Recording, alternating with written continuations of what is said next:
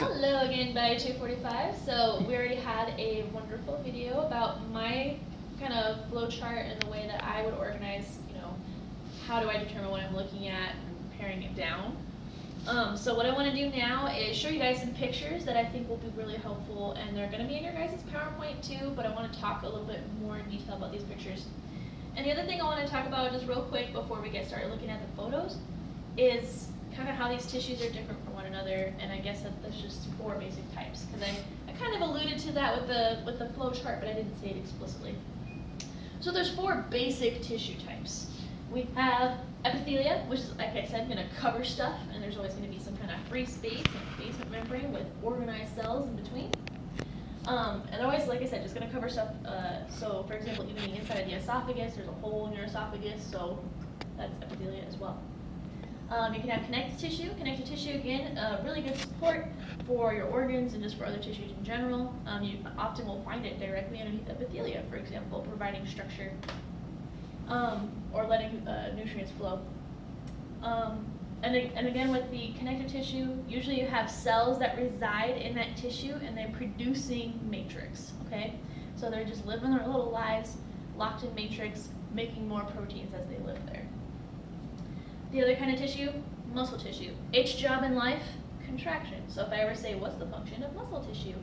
Contraction, that's what it does. So whether it's skeletal muscle, where you find in the limbs, cardiac muscle you'll find in the heart, or smooth muscle that you'll find along the trachea or even along the intestines and the stomach, its job in life is contraction. Obviously skeletal being the only voluntary, cardiac and smooth are involuntary, they just do their job, okay?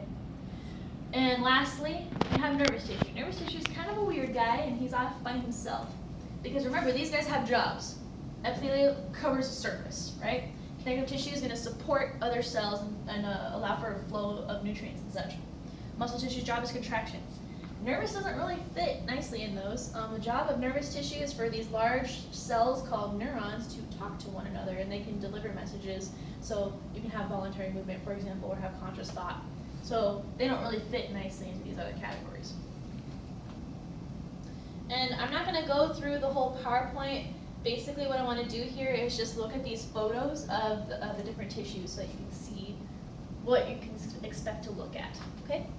So remember, when we're looking at epithelia, it can fall in 2 basic categories, either simple, a single layer, or stratified, more than 1 layer.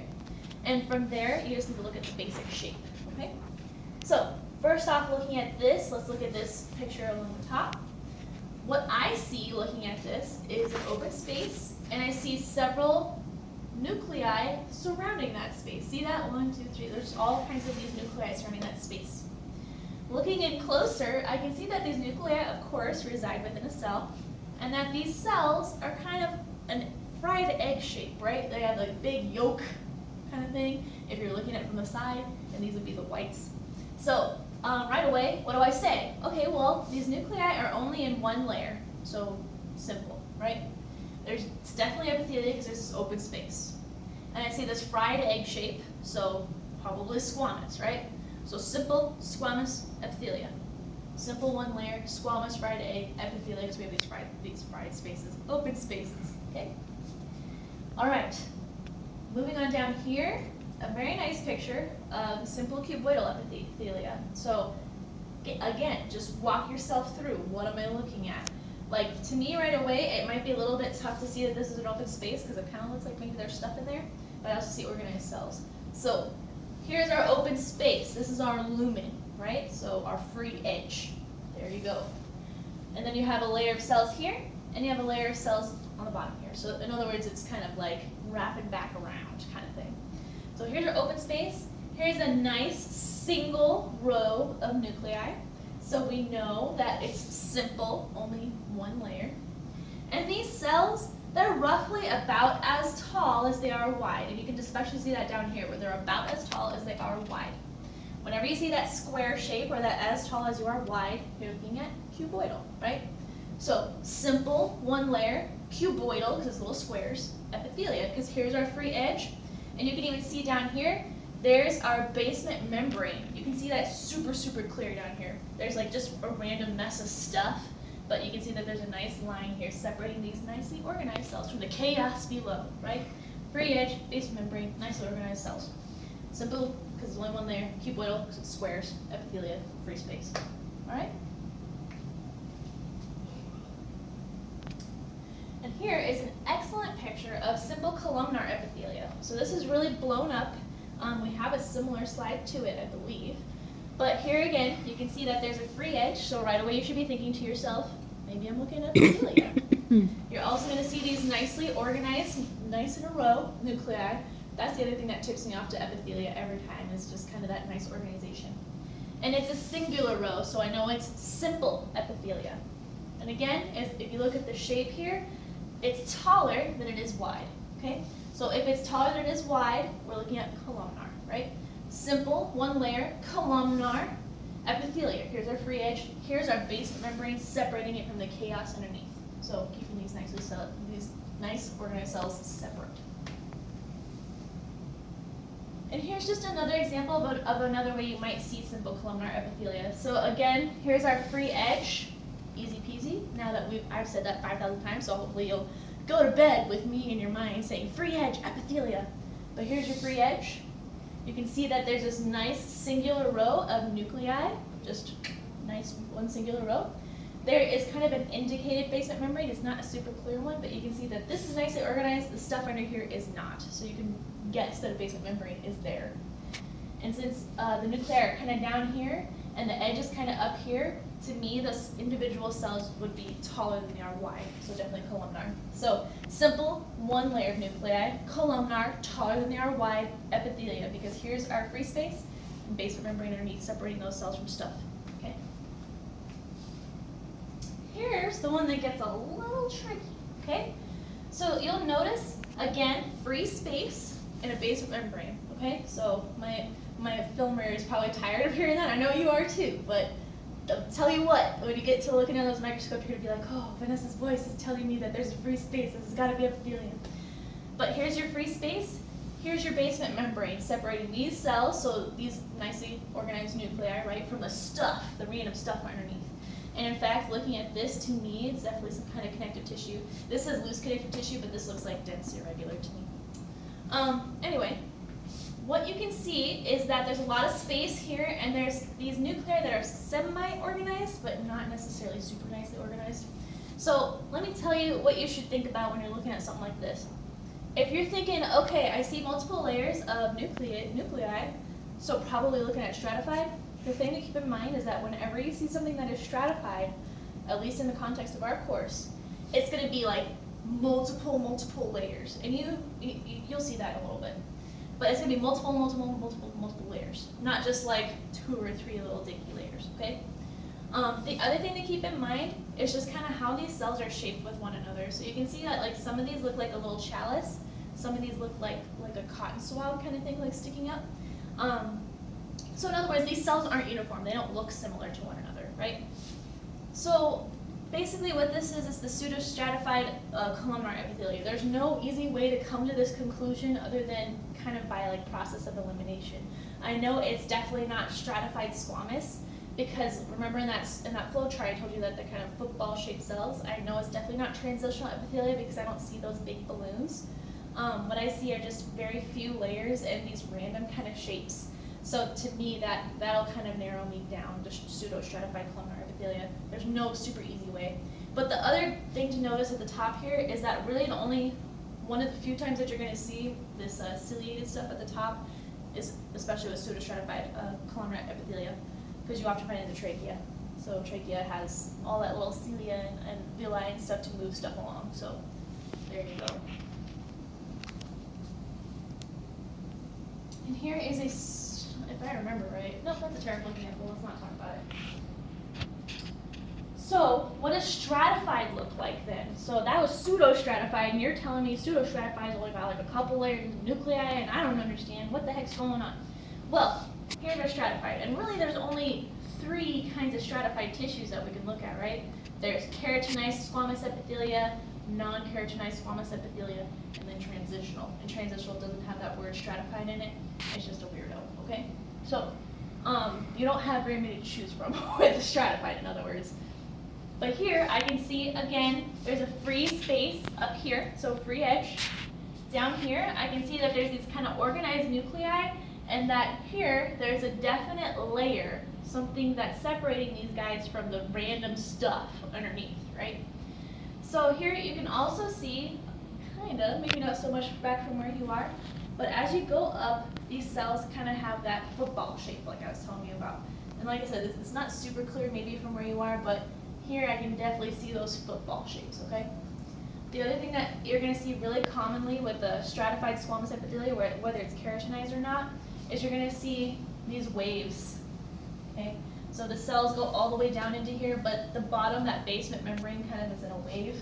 And you can see that here as well, that it's kind of like this wavy pattern. So that's something that you'll often see with this. And sometimes what you'll also notice is that the cells are rounder towards the bottom, but they flatten towards the top. That's because the cells divide at the bottom, and they push up, and that flattens them as they go towards the top, okay? So, free edge, basement membrane, organized cells, I know I'm looking at epithelia. It's just a matter of what kind of epithelia am I looking at. And in this case, I already know from experience, but just telling you guys, I know that squamous epithelia starts off kind of round at the bottom and gets flatter towards the top. So to me, I can say, okay, I'm pretty sure that this is squamous epithelia, stratified squamous epithelia, right? Now comes that keratinized ordeal, right? Like, what the heck does that mean? So keratinized, these guys here, these cells near the bottom, their job in life is to ultimately produce a protein called keratin. And keratin, you should know, it makes up your hair, it's the surface of your skin, okay? So their job in life is to produce keratin, so as they're pushing up, they're making keratin, and then here it is up at the top. This whole thing here is keratin. And you'll notice it's kind of stringy, and there's no nuclei to be found, okay? So then I would know, okay, I'm looking at epithelia, it's definitely stratified. They get flatter towards the top, so I'm pretty sure it's squamous, and it's definitely keratinized because I have this random stringy stuff at the top, okay? So that's how you would recognize keratinized, stratified, squamous epithelia. And here's non-keratinized, stratified, squamous epithelia. And here you can, again, clearly see free edge, right? Basement membrane along the bottom here that separates the nicely organized cells from the random chaos underneath, right? And here you can see that they're round towards the bottom, and as they push up, they take on that football shape like I was telling you guys about. So, just looking at this, I can see that those football shapes, and I say, okay, these are definitely squamous. This is definitely an epithelia because of the free space in the basement membrane. And it's definitely stratified because there's several layers of nuclei. So, and like I said, we don't see the keratin on here, it's just a free space. So non-keratinized, stratified, squamous epithelia because of the free space in the basement membrane. And just here's another picture of that. And again, with the squamous epithelia, something that you'll commonly see is that kind of wave in the bottom. Just throwing it out there. Lastly, for epithelia is going to be transitional epithelia. And you guys might remember me talking about this up at the board and saying that each of the little cells looks like a little balloon head. So here you go. Balloon, balloon, balloon. Some of these are a little bit less clear, but balloon, okay? And they're round all the way through to the top. So you guys saw with the stratified squamous epithelia, wrong way, that it gets flatter as it gets to the top. And here you can see with the transitional epithelia that they're round, like kind of matchstick heads all the way through to the top. So let's go through again. How would I come to this conclusion, right? Well, I know for sure we got an epithelia, free space, basement membrane separating all these nicely nucleated cells from the stuff underneath, right? I see that it's stratified, so multiple layers of nuclei, so it's definitely not like columnar, cuboidal, or simple squamous, or whatever. But then you might get confused and say, okay, well, am I looking at stratified squamous, or am I looking at something else? So at that point, you just have to determine what are the shapes of the cells. And it's definitely not those flattened, like football or eyeball shapes. So you just kind of have to know in your heart and in your mind that these little balloons are going to be in the transitional epithelia. And they're shaped like balloons just because this kind of epithelia can actually stretch. And you'll actually notice here that the basement membrane is a little bit bunched up. That's because this tissue has the capability to stretch. So those little balloons actually get stretched out. And just here's another example of that transitional epithelia. And again, you can see the free space, the basement membrane, and those round cells that they're round from the bottom all the way through to the top. Okay? Okay, so the rest of this is a little bit easier. So if we're talking about muscle, we're when we look in the microscope, we can see a few different things. And in fact, I would rather show you a different kind of muscle first. Okay. So, looking in the microscope here, this is definitely something that you would see, like almost exactly like this, okay? So let's take a second to look at it and think about what it is we're looking at. So I don't see a free edge. You can argue that these really thin spaces in between are a free edge, but like check this out. There's like these random nuclei or cells or something that are spread throughout these spaces. So I would argue it's not truly like a free edge with nothing in it, okay? The other thing that we're going to see here is that we have these long ribbons that are running parallel to one another. So we definitely see structure here, right? We don't see just like loosey-goosey stuff. And the other thing that we can definitely see here is that this is isolated from this, okay? See that? So here's a long ribbon that is in and of himself, and here's a long ribbon that is in and of himself. And I'll explain why that's important to think about later, okay? So if these guys are isolated from themselves, potentially they could be cells, but I know it's weird to think about muscle tissue that way. But just know that I know, and now you'll know, that each of these is an individual cell, okay? What these are, these little guys here, they're actually individual nuclei. Each muscle cell has many, many, many, many nuclei. So that's why you're going to see all these guys kind of spread throughout like that. And the other huge characteristic you're going to see here are these striations. See that? They're kind of like a candy stripe or something, okay? Usually if people see the striations, they know right away. So they look in the microscope for like 2 seconds and then look away. They go, okay, they're striated, so it's probably skeletal muscle. But this is, again, muscle. As you shine the light through, it's almost entirely pink. There's not really much deviation from pink. In this case, we know that these are individual cells, that they're isolated from one another. And when we see those striations, we know we're looking specifically at skeletal muscle or cardiac muscle, which also would show you next. But yeah, so we know it's not an epithelia, and we'll talk about connective tissue and why it's not connective tissue in a little bit. And we know it's definitely not nervous tissue because there's no big cells with branches. Okay, so it's probably going to be muscle. So, just so I can show you, again, we're seeing these tubes that are clearly isolated in and of themselves. So they're not like gel, they're not like matrix, they're clearly organized structures. You could argue that there's free space in here, but I think that you can clearly see that there's not like a free space with a bunch of nuclei underneath or a row of nuclei underneath. That there's like just kind of space between these cells, and that these cells are in and of themselves. You'll see that these are striated, just like the skeletal muscle, but don't let that confuse you, because cardiac tissue is also striated. So how are you going to be able to tell the difference between cardiac and skeletal? Well, if we look back at our skeletal, remember, I'm going the wrong way again, that we have these long continuous ribbons, right? And for cardiac, it paints a different picture, right? So you can see here that we have these kind of gaps in the middle, well, not gaps, but lines that are separating these cells. These are called intercalated discs. They're actually places where each cardiac cell can attach to another guy, so they can talk to each other really quickly. Whereas that skeletal muscle was just one long continuous ribbon. So yes, we have striations, but we have these intercalated discs. You'll also see that some of these cells have a clear, singular, large nucleus. Whereas when we talked about that skeletal muscle, they had multiple nucleus throughout that fiber. Okay? And another thing that you'll notice about cardiac is that there's branches sometimes. So always keep an eye. If you see striations, stop yourself for a second and go, okay, am I seeing long continuous ribbons? Or am I seeing something that's more branched with big nuclei residing in the middle, kind of like one per one cell? Okay. Oops. And here's another, it's not the best picture, but you can kind of see still that we have these striations, big nuclei, and intercalated discs separating these cells, or joining them together, however you want to view. And here, again, you can see that it's very solid, but definitely we have individual units here rather than like a mess of stuff, so we're probably looking at muscle, and we see big nuclei, and here I can see an intercalated disc, and if you look closely, especially on the screen, you'll see that there's definitely striations. Striations are dead giveaway. Lastly, for muscle, we have smooth muscle. So smooth muscle, you're usually going to see looking something like this. So again, you see these organized nuclei, but we don't have a free edge, so we know we're definitely not looking at epithelia.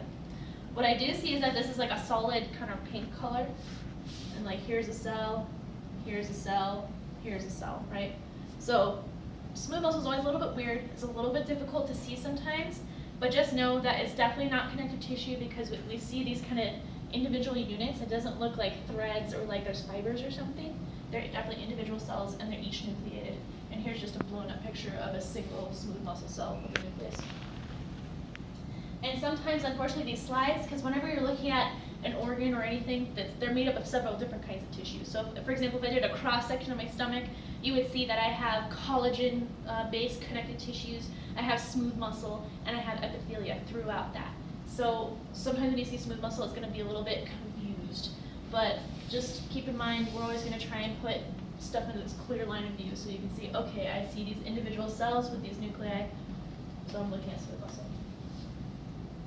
And this is just a really nice picture of nervous tissue. So we finished with muscle tissue. This is the one kind of thing that you'll see for nervous tissue. And you can clearly see here, big old cell with branches.